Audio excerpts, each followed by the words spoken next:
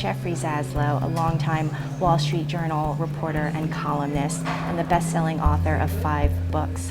Mr. Zaslow died in February at the age of 53 in a car crash in northern Michigan. He was on the way home from a bookstore event to promote his latest book, The Magic Room.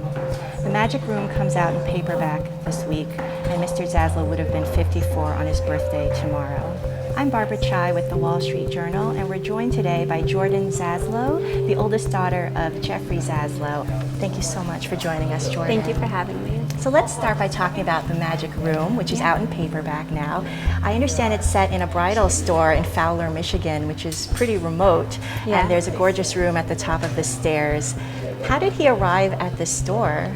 Well, he knew that he wanted to write a book about the relationship between parents and their daughters, and he knew that he was kind of the perfect person to write it because he has 3 daughters.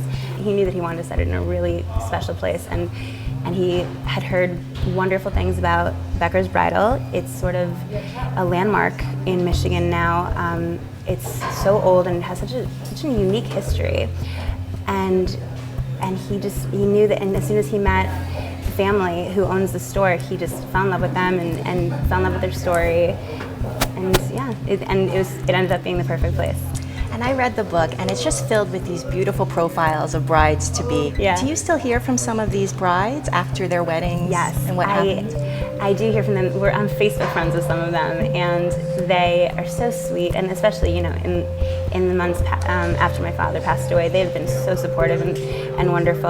And I think that they actually had a great relationship with my dad, even though he was a reporter. Asking them very personal questions, they sort of maintained a nice bond, and I think they really saw something special about my dad that a lot of people, I think, saw. Do you think that your father would have been proud of you to promote this book in his absence? Yeah, I hope so. I think so, because the book is very important to him, and it's probably, of all of his books, it's probably the one that was the most personal for him.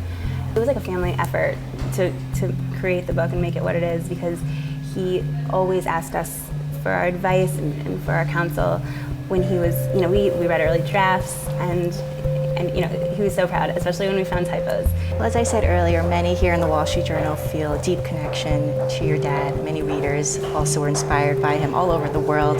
But what I loved about the book is he ends on a beautiful note saying that his #1 job is to make sure his daughters knew that he loved them. So is that the strongest legacy that he left for you? Yeah, definitely. And that's also a really meaningful part of the book. Thank you so much for joining us. We really appreciate it. Thank you for having me. For the Wall Street Journal, I'm Barbara Chai.